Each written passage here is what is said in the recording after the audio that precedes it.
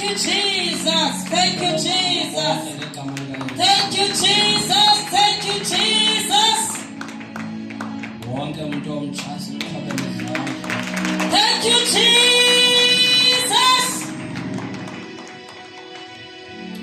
Listen to Sunday schools is Hallelujah.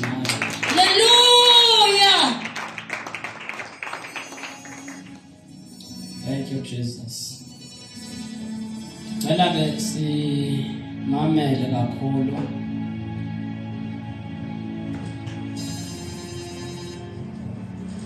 Sive umoya oyingcwele kuba uthini kulo ibandla. Hallelujah.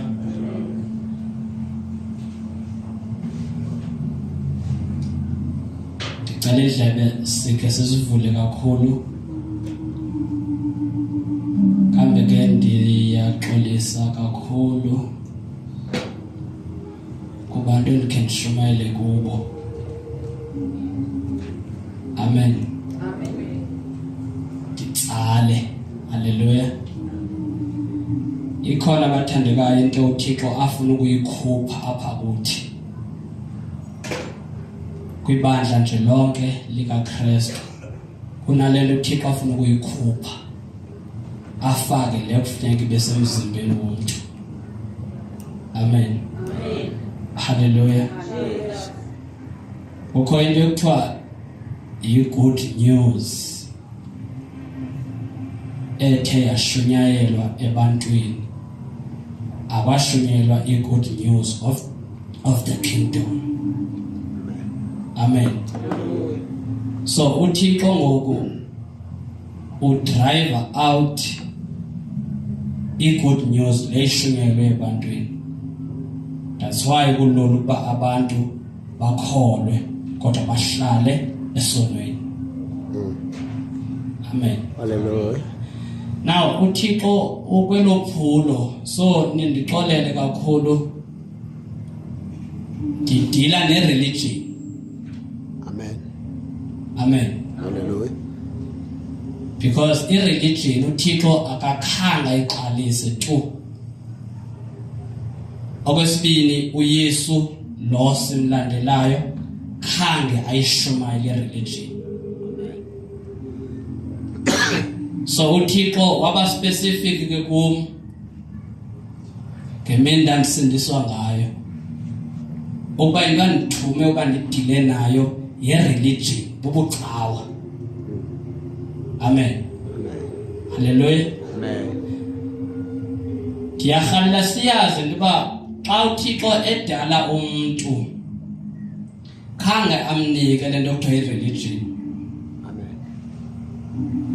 Le igcwele ezingqondweni zabantu. Le abantu bathi sebekuYesu ongakhange ashumayele i-religion kodwa bahambe ngokwe-religion. I-religion okokuqala ayithandi into ekuthiwa yi-repentance. I-religion iyasithanda isono. And andihaleli ke isono nisithathe as umzekelo umuntu ejolayo. La muntu is just doing part of sin. Sihleli. Xa ungumuntu kunezinto uThixo angazithandiyo. But umuntu we-religion ahlale kuzo ezonto. Ubungumfana vala izipho kuphela. Kodwa xa isifa ngeke ambone uThixo ngoba kunezinto ezikuye ezingezizo zikaThixo. Ubuyintombi awavale amathanga which is good but kunezinto ezikuye ezingezizo zikaThixo. So i-religion bathandekayo ndiyacela bomama ndizothetha kakhulu ngento ke ndifuna sincedisane ngayo. Amen. Masithandazisane. Because kumele kudilwe nayo i-religion before Jesus comes. If uYesu angabuya ngoku umzekelo ngosihle lapha ngopho show umuntu ba hayi mina ngandithatha. I show. Ukhona? Yes. Eh? Yes. Tata ndiyambona. Ulisile tata kakhulu. Tata ndiyambona. Sure. Nomama ndiyambona Amen. ngamfowethu. Nisho.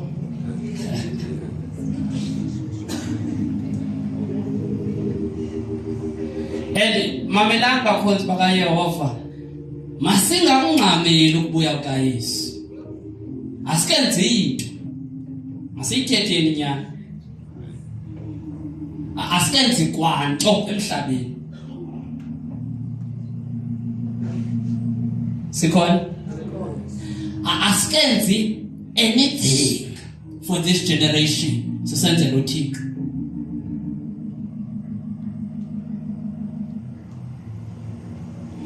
Bhekani ke yabona umzekelo akushunyelwa eRapture sube uThixo enethemba ukuba abazalwane bazovuseleleka baphume boshumayela ebantwini. Once bekho umuntu oshumayela ngesecond coming uvusa ibandla uba ngabani oshumayela phi ebantwini ngoba kulate. Amen. But xa sithetha inyani asikenzi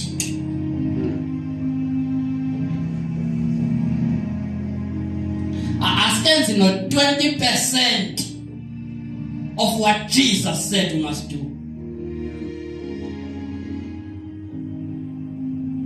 Can I quote Jesus for you? Matthew 24 verse 14. I will just paraphrase and see Jesus. Because ingxaki singcamela ukushiya umhlaba osenobutyebi bukaThixo esingakabenzi.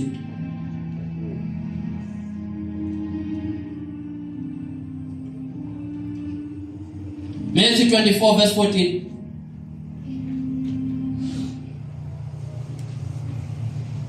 Jerusalem, Jerusalem, oh, lift up your voice, yes, singing Hosanna, Hosanna to the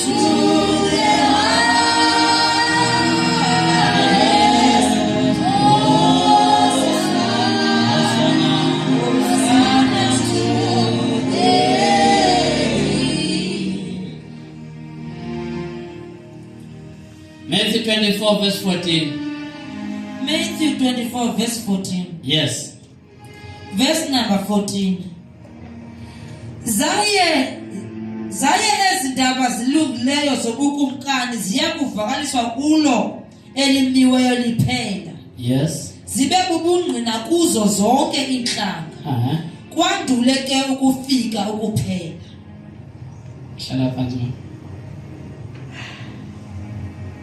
Siyayiva iBhayibheli. Hallelujah. Siyayiva ne? Yes. Ukuphela kofika kusothini? Soshunyelwa kuzo Ushunyelwa ntoni? indaba ezilungileyo Zantoni? zobukumkani. Baba.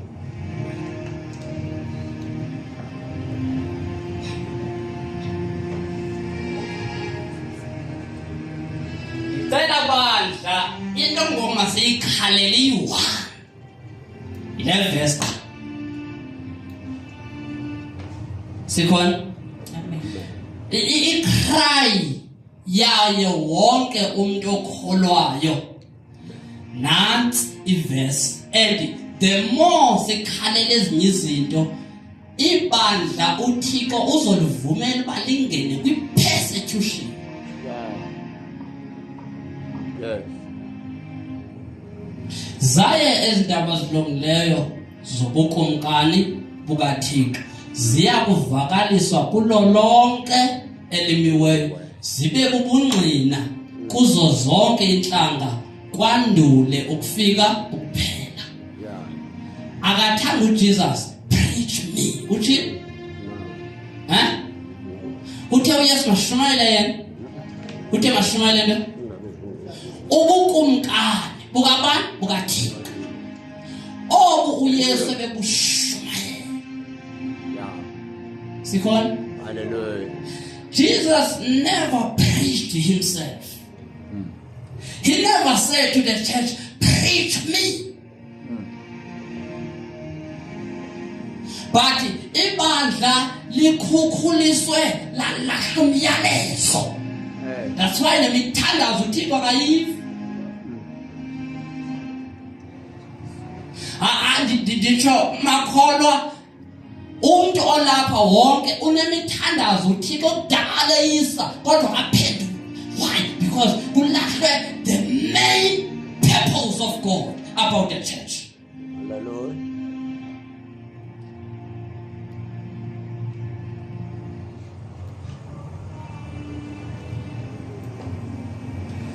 Injongo kaThixo ukuba enze ibandla kukuba ngebandla makazale ikingdom yakhe uThixo eyalahleke eDini. But ibandla liqhathiwe. Ekhathweni kwalo nalo lavumela ubuxoki bangena kulo. Hallelujah. Lelo uThixo afuna uyikhupha ke ngoku ufake lento kingdom.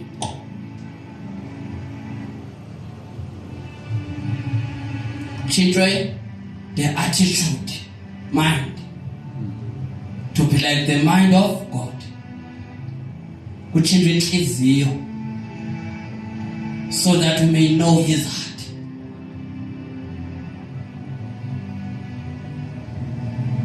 Jesus won. uYesu vele ukufa ebekufanele ne, but ipurpose yakhe ebengazelanga kufa emhlabeni.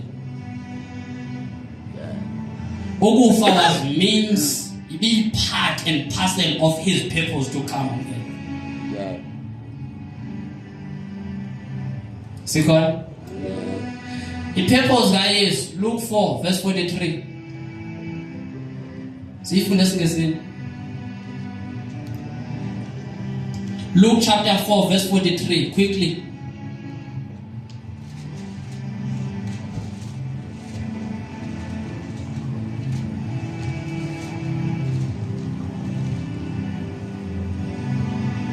Nearer, my God, to thee. Nearer, my God, to thee. Nearer, my God, to thee. Nearer, nearer, my God, to thee. Nearer, nearer, to thee. Luke 4 verse 43. Thank you, Jesus. Yes. And I'm going to sing the song because you are not with me. Verse 43. Yes. But he said, I must proclaim the good news of the kingdom of God. I must do what the church later will do. I must proclaim the good news of the kingdom. Yeah. Don't preach me because I'm a dog. Won't you, Jesus? Preach the kingdom. Influence the earth by the kingdom. Nibona abantu besiya kolihanyana. Abantu besiya kolihanyana. Sube befuna i-eternity which is in their hearts. Abantu baya ku-Muslim. Baya bafuna i-eternity efihlwe enhliziyweni yabo. But abazusindiswa nisashumayela uJesus. Until you preach the right message, inhliziyo eyifunayo, hey lo message of the kingdom. Wonke umuntu amagqirha because bheka ngaliphakame umuntu omncinci quickly. Anyone omncinci eze kum ngaphambili. Kosithatha. Niyambona ngumuntu lona ne? Nonke ningabantu ne? Apha enhliziyweni yalomuntu. Inhliziyo iyamxelela uba you need help outside of you. Sikhona? Amen.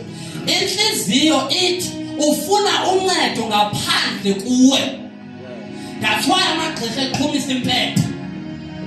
That's why amaXhosa ekhonza izinyanya. Because they know that ithi inhliziyo awudingi incedo kuwe, udinga incedo outside of you. Sikhona? Now, to win the world, we must go back to the message of Christ.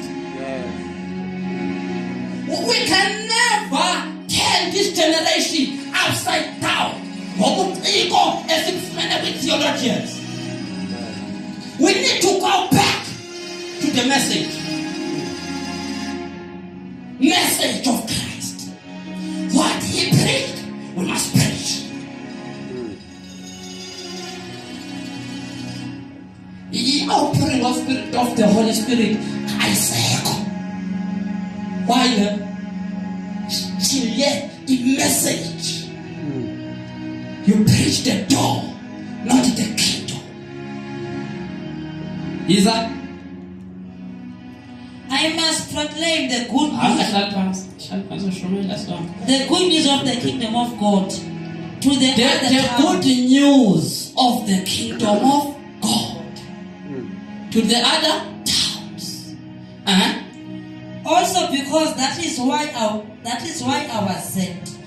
This is what the end. For this purpose I was sent.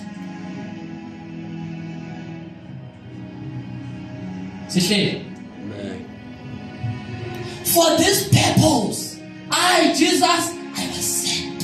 Yeah.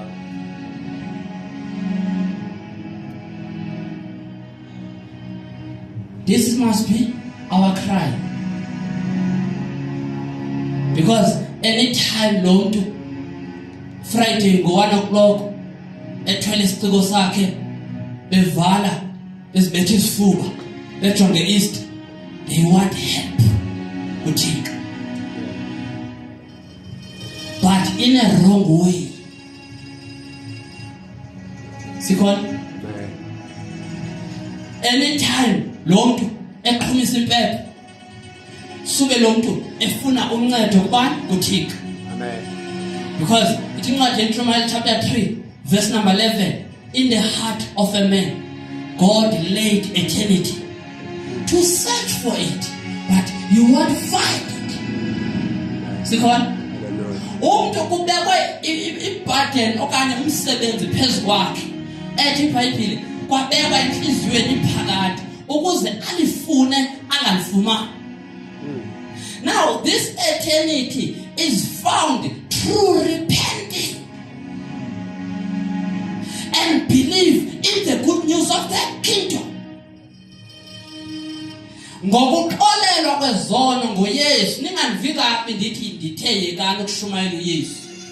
Yandiva? Asishumayeli Yesu, we preach the gospel of the kingdom, forgiveness of sin in the name of Jesus Christ. Ngoba akekho zongena ebukumkani engaguqukanga. Inguquko ke ibekwe kuYesu.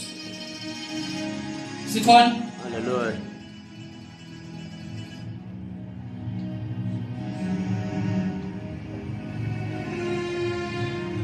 Why message lahlekile? Kulahleke umthandazo.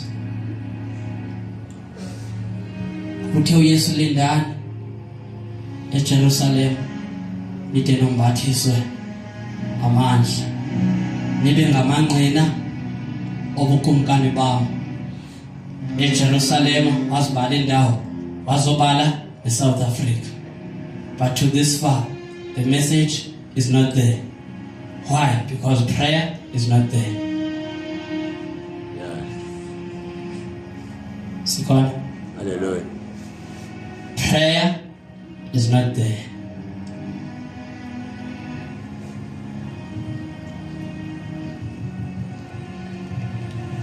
Let us learn from Jesus. Don't speak.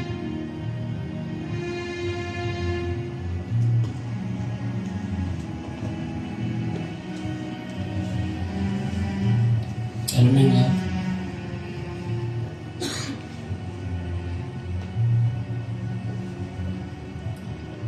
Adam lona ne? Second. Amen. This is the first Adam. Eve long. Mfowethu ibana please. silent. Libe now. Deal with me, please. Go evil, Sivan. Amen. I see a New Testament. Go Jesus law, ne? Yeah. Libandla elisililo. Sikon. Amen. This is the church which we are. Sikon. Hallelujah. All right. Then uThixo, when he created heavens, he expanded his kingdom to the earth where we are. Ne? Amen. Then iBhayibhile, he said with his mouth, Kwababantu, let them have dominion. P emhlabeni. Sikon. Now, njengoba ndithi kulahleke iprayer, niyakwazi ukuthandaza sekuzalele sonke. Ayikho into ekuthiwa kwi-gifts of the Holy Spirit you won't find the name intercessor.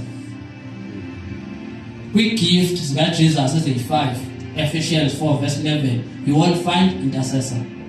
Wonke umuntu olandela uYesu kumele athi athandaze. Sikhona?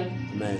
That is why ke ngisithi noba lo muntu uli-Muslim, lo muntu uyathandaza because umuntu ukuzalelwe ukuthandaza. Amen. Sikhona? Hallelujah. Every living being engumuntu is born or God has made that person to pray. Sikhona? Amen. Wonke umuntu noba ungu-Sunday school noba uyi-worshipper or uyi-preacher or intoni, but we are all born to pray. And xa ulandela uYesu, it's a must to pray. Yeah. Sikhona? Amen. Because bhekani kusazoba nzima ukuba ibandla loyise emhlabeni until lazi uba what is prayer. Yeah. What is prayer? Umthandazo ayikho kuxhoma zandla ukhwaze, but it is the relationship between God and his image on earth. Hallelujah. Sikhona? Amen. It is to communicate with his own kid, uThixo. Sikhona? Amen. Now, ekunikweni kwababantu i-kingdom by God, okokuqala lo muntu ezindoda, he must influence umfazi wakhe. What he is, he must take it out to this one. Sikhona? Amen. Then wathi uba angayenzi loo nto, inyoka yeza kulo with nice words, and she got enticed. Wadla xa isiza ngapha, wadla naye. Then uThixo wakhutshwa kwi-purpose yakhe, because ibandla was not in the heart of God. Sikhona? Amen. Nabaleyo nto izokwazi uba isenze sikwazi ukuvuka sikhuthalele abantu abamabatheni mababuyele kuThixo. Ibandla was not in the purpose of God.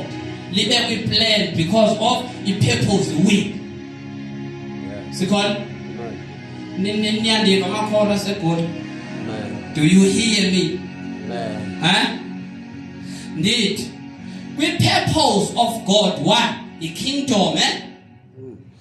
Then, because of Adam no Eve, bayilahlile i-kingdom, kwangena isono. Then uThixo kwanyanzeleka uba aphume kwi-purpose, angene kwi-plan. Ibandla lizelwe through the plan. Yeah. Oh, yini Thixo.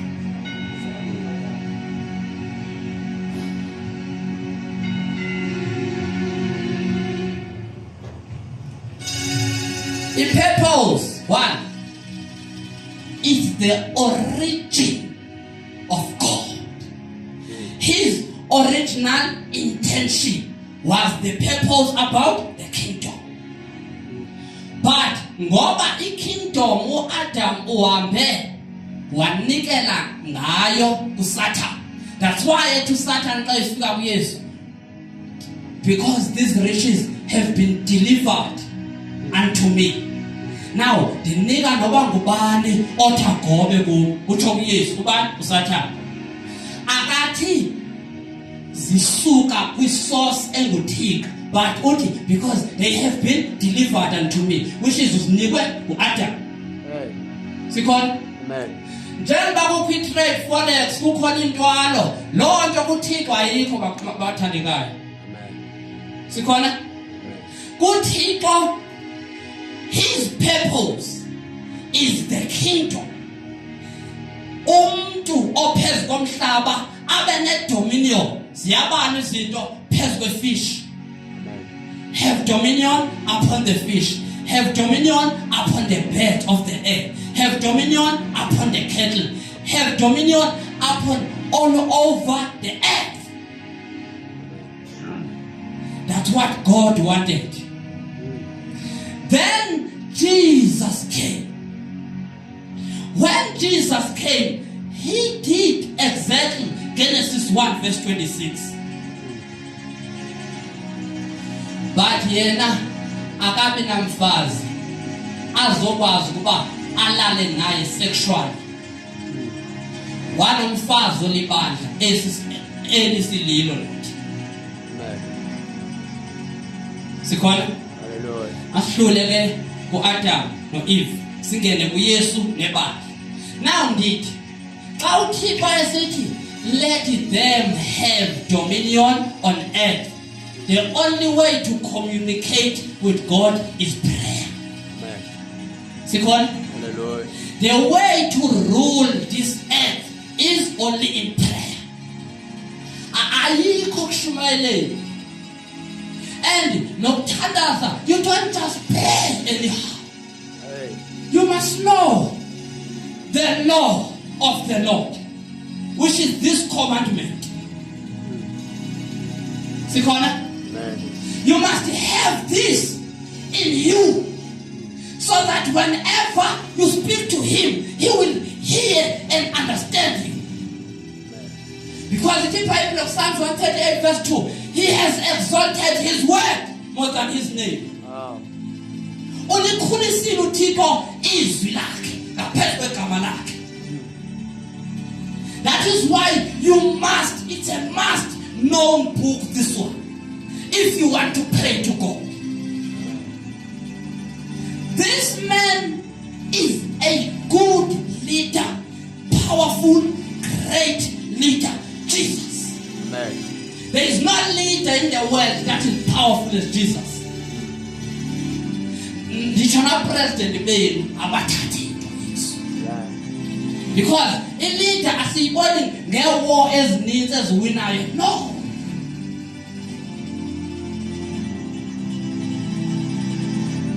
A true leader is seen by the leadership skills with character and integrity. What is integrity? Holiness. Yeah. Where Lord Tata angazuba na ngqondo zimbini, ingqondo zobanye. Where engazufana namaza namhlanje ungapha ngomso ungapha. But he will stand for one way. It's a true leader. That's Jesus. Because the politician namhlanje omqhatha ngemali ngomso say they have changed. Of which, in a nutshell, politicians supposed not to rule the earth, but it's only by umhlaba ngoba ibandla lilahle i-message of the kingdom. If sinokubuyela kuyo, i-winter will be like there is nothing called winter, because nendalo ithi iBhayibheli iyacwila ilinde ukutyhila konyaka. Where there? Siyakhonza every week. Siyakhonza every Sunday. But look at the nature. How is nature? Huh? Inga ise. But umuntu usengumuntu? Hayi. No. Umuntu ngumuntu by governing. Yeah. The Bible, we are like Elijah. Elijah is like us. He prayed, then the rain stopped for 3 years and a half. Yeah. Then again he prayed, the rain came down. Yeah. Sikon, Yeah. and ngicela singayibuzi question about where is the God of Elijah? He has never changed. Yeah. God has never changed. But where are the Elijah of God of the ancient days? Huh? The Elijahs of today, they just sleep the whole night, then wake up in the morning, they want to command.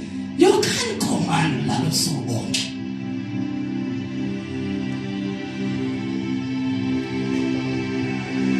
Sikon, lo mzimba uThixo needed this body to rule the earth.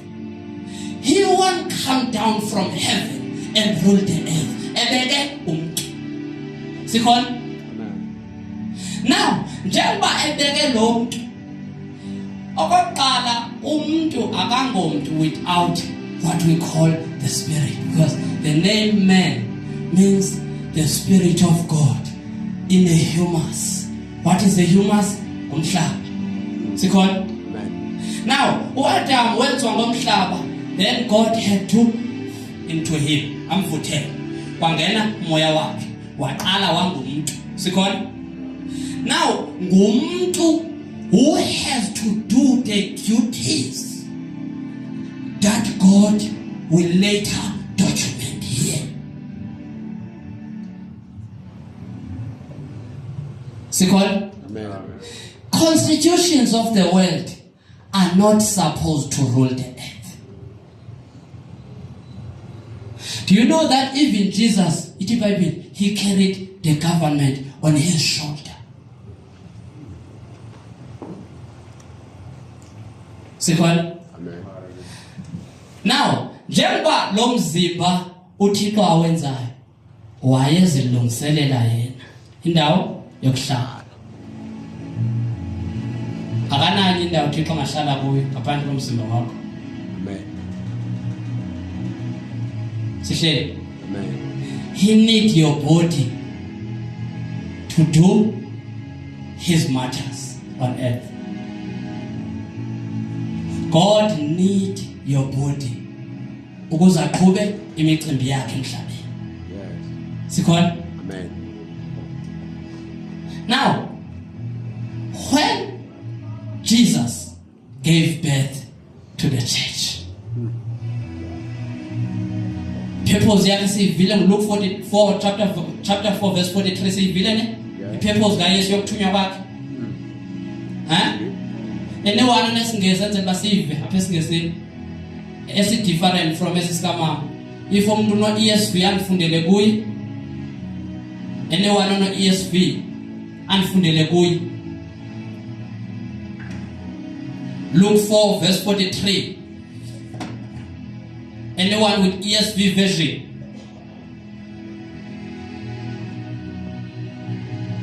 I am reading Luke 4 verse 43.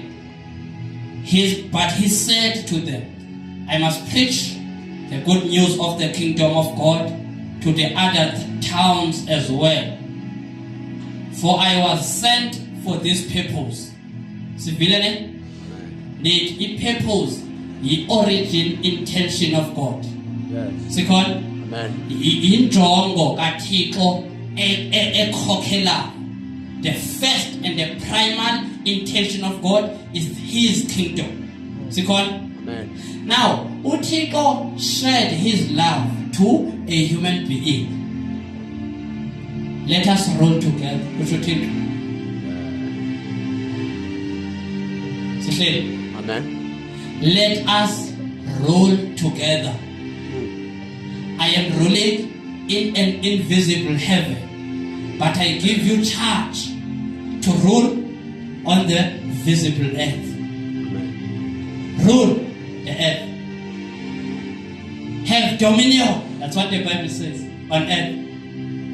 Kunenye verse eniyithandayo, Psalms 8 verse 1. Ngicela nifundele apho kulo phone. Good news. Psalms chapter 8 verse 4. So it is Xhosa uzuko lukaThixo nokuxabiseka komuntu. Niyayiva? Niyabona umuntu uxabisekile uThixo. Yeah. Now uThixo wathi, okay, as I make this image, he is in my likeness. Then let me share love. I rule in heaven, he must, and they must rule where? On earth. Yes. Have dominion where? On earth. Sikhona? Amen. Now lo muntu akazulawula emhlabeni engekho connected to the creator of the earth. Their relationship must be solid. Yeah. It must not be defiled by anything. Sikhona? Amen. Kumele lo muntu njengoba iBhayibheli ithe ngomfanekiso nemfuza kaThixo ikuye, kumele lo nto ikhitshwe in an intent. He must always talk with his father. Yeah. He must always long to communicate with his father. Yeah. Keep on asking his father, am I still doing right? Athi utatakhe kule ndawo funeka ulungise because you have sinned. Sikhona? Amen. Now I believe uThixo maybe if Adam did say angathi kulo mfazi onike yona, if I surrender, I have sinned, maybe uThixo ngiwaxolayo. Sikhona? Amen. Ngengazange kubekho i-merchandisers ne-trading emhlabeni.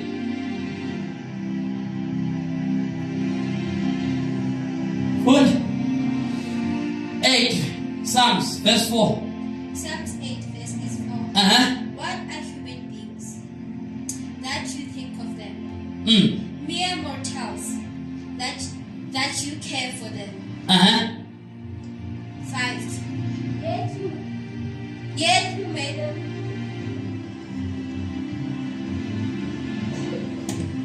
Verse 4 again.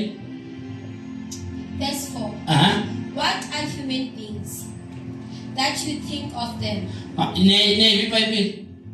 What are human beings that you think of them? Second. So esinye isingesi, what is a man that your mind is full of him? Second. Uyintoni umuntu lento ingangaye, lento ingqondo yakho Thixo ilokhu igcwele yena. Njengoba thina simlibala uThixo, umlibalela because sometimes uThixo uyalityala ngabantu. Pretty sure all the workers know what I'm talking about. If you are working 12 hours, you forget about God. All 12 hours, you don't think about Him. But it might be, what is the man, oh God, that your mind is full of Him? See God? Amen. God does not think about anything, but you think a lot. Mere mortals that you care for them.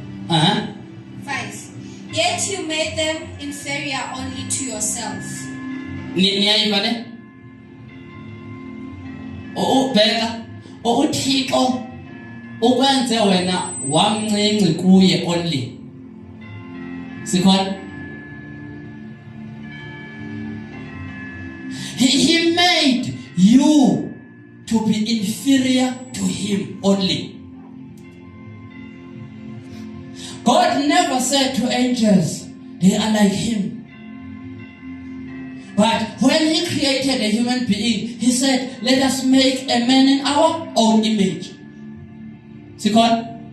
Now, akho angel engaclaim uba ifana naye uThixo. Umuntu kuphela kufuneka athini? Acclaim the Lord.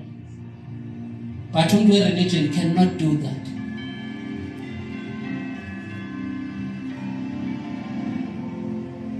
Heaven. You crown them with glory and honor. You crown them with glory and honor, yes. 6. You appointed them rulers over everything. Okay? You appointed them rulers over everything. Izothi enye lo muntu is ordained to be in charge on the works of the Lord. Sikon? Lo muntu uThixo umnikeze igunya lokuba aphathe imicimbi kaThixo phi emhlabeni.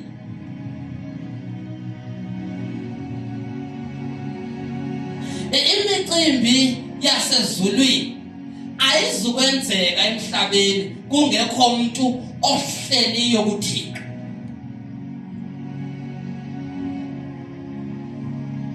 Sikhona?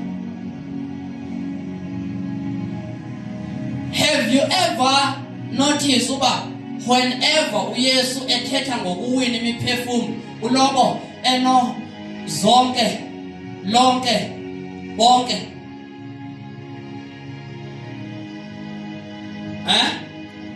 The first chapter siyifundile kaMatthew 24 ithe zonke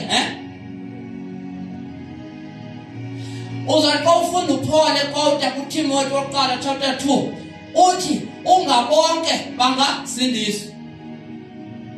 Athi uYesu Acts 1:8 uthi kuzo zonke uyabo naseziphelweni zehlabathi. Bathi bandla bazalwane ukonela ukukhonza nimbalwa ubuso nide niqhelane nazane nazo zonke izitori zenu uThixo ayimonwabisanga lo. Where are our brothers and sisters?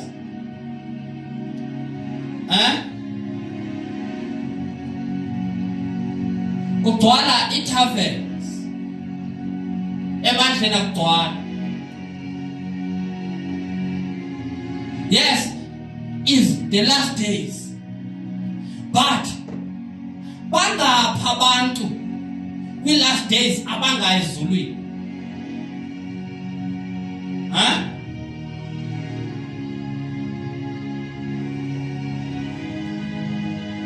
Yeah. Umzekelo uninzi lwenu apha nileqa irepture nini. Anikenzi nix emhlabeni. Uleqa uqhwili. What have you done for God? Uke waphathekana noThixo to rule the earth.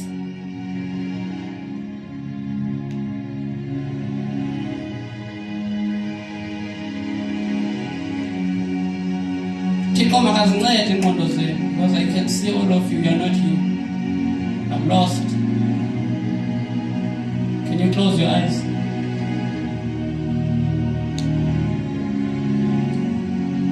Close your eyes.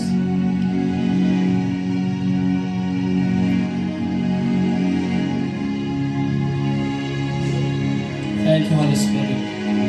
Bavula amehlo akho. Akhona izonceda le generation le yethu. If you read well, Daniel 2, the only thing that we are in now, because iBhayibheli Matthew 24 uYesu xa prophet uthethe nge-kingdoms that will be against each other. Now worldwide kuyaliwa nalapha kulo noba imfazwe niyiboni politicians are fighting.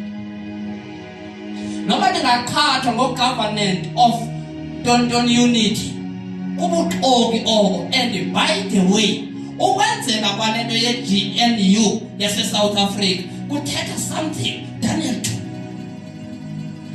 to verse 43, they will try to marry to each other, but they won't be united. So into ngoku emayikhalelwe yile kingdom kaThixo. Ubukumkani bukaThixo eyona nto mayikhalelwe libandla. Eyona nto mayiguqukelwe yi-religion le igcwele ingqondo zabantu. And you can never fight the spirit of this time because ziphotyiswe umoya obukumkani obumnyama ube ubi-religion. You can't do it.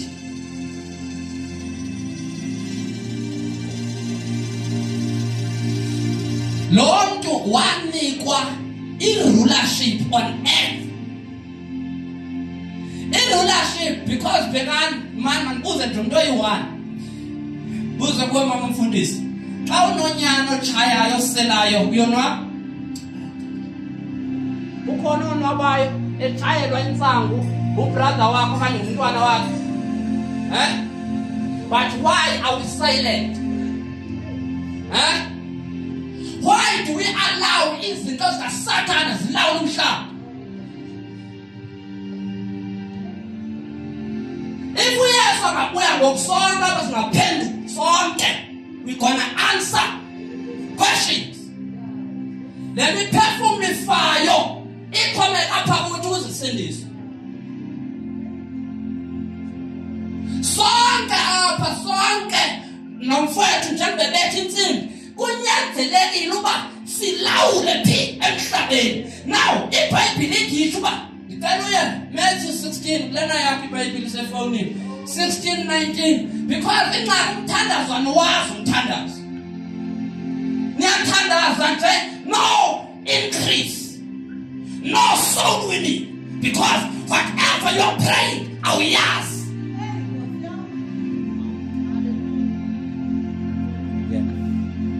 Because inxa immediately lo mntu njengoba lapha emhlabeni immediately engathethi noThixo ongutata wakhe akho kwanto angakwazi ukuyenza.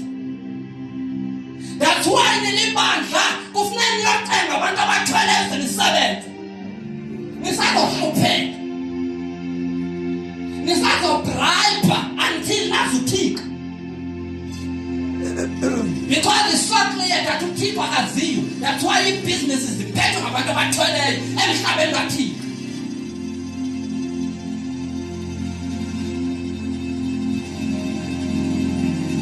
Ulangazelelo lwakho until luthinte ufuna ulawulo lukaThixo. Then you want back for anything. Nisacenga uThixo yanihleka. Nisazoke nihlupheke bandla likaYesu until nibuyele kule nto Yesu athenzeni. Any church, they never got into poverty. iBhayibhile bathi bakushumayela abantu bathengisa namasimi abo babuye bazonikele ebandleni obeyihambi igospel. Nini themba urhulumente eSouth Africa uba hayi uzobanika igrant abantu bakaThixo. I-responsibility yokondla abantu isebandleni. Responsibility to feed inkedama, to feed amahlwempu isebandleni. But ibandla ngoba lisubscribe laphuma kuThixo.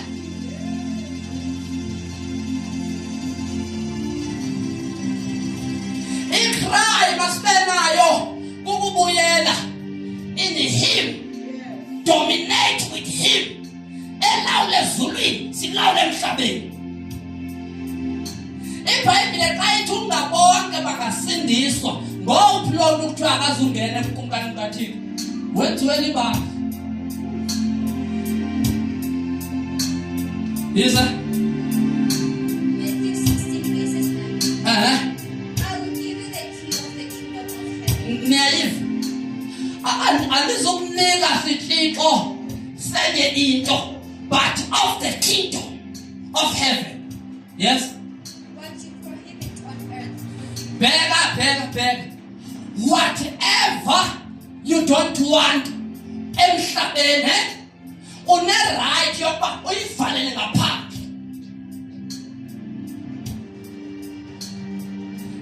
Kusuka abantu ngaphandle bazoqala ibhizinisi elizweni lethu. Deuteronomy 28 iziqalekiso zokungeza kosuka basemzini bazophumelela elizweni lethu. Wilanti ilahlele religion ayinceda.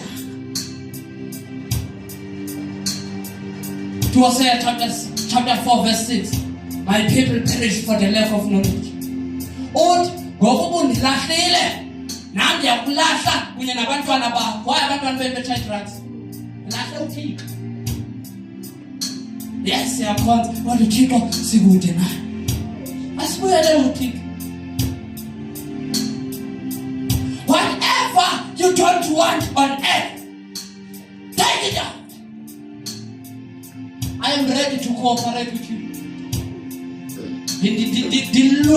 Dilindele uba xa ubiza into uba i-drugs and his food i-drugs zizophela. Sikon Isa will be prohibited in heaven. And what you permit on earth. What you permit where on earth will be permitted in heaven. Izovunywa ezulwini. Wena uthi una responsibility emhlabeni kodwa ulalela uYesu. What type of believer are you? Ngokulandela uYesu you have a responsibility. Uba kunezinto sometimes oyuqonda lena andiyithandi le lonto yazise kwicourt ephezulu ezulwini. Because impendulo zalo mhlaba azikho emhlabeni sezulwini. Sikon answers of this earth are in heaven, not here.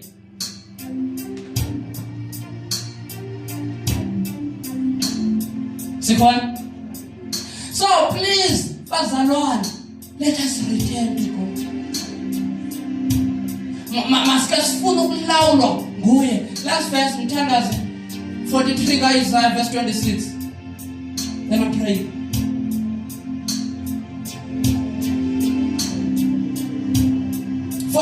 Isaiah verse 26. Then we are praying. So sanukwanela bazalwane, sanukwanela. Don't get satisfied.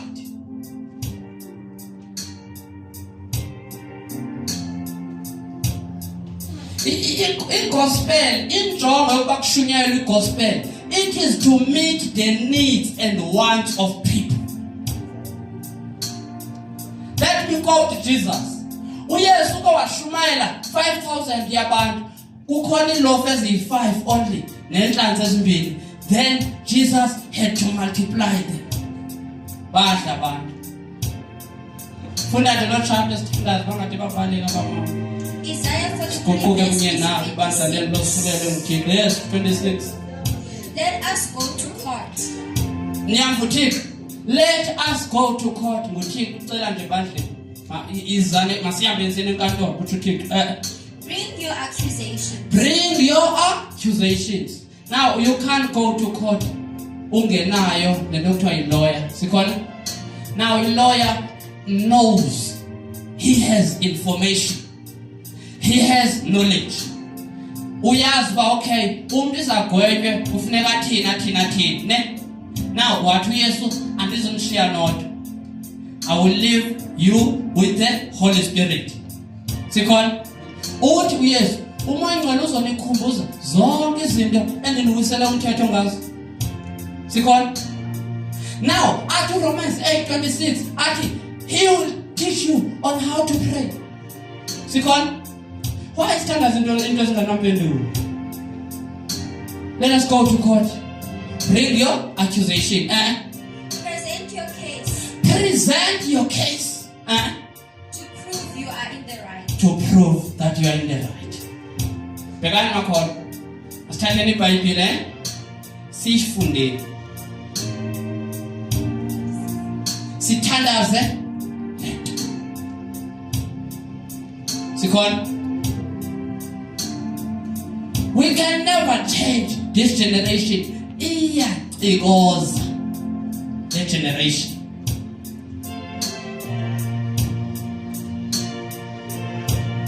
us return to God. We are praying.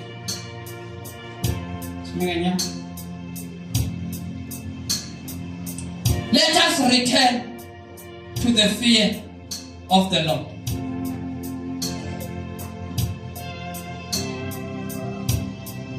We have lost something, and the people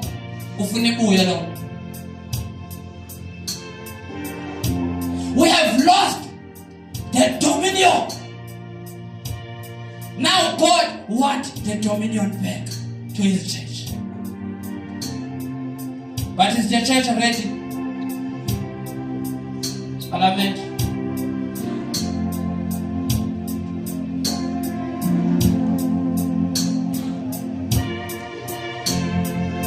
Ocho kunye namba Nkosi sibuyela kuwe.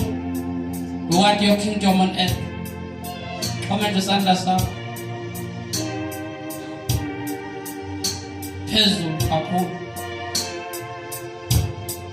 We have lost something.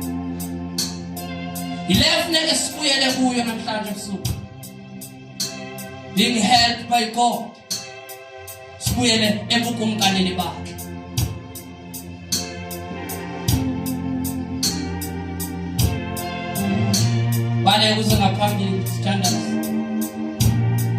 Father, we need your rulership once again. We need your authority. We want to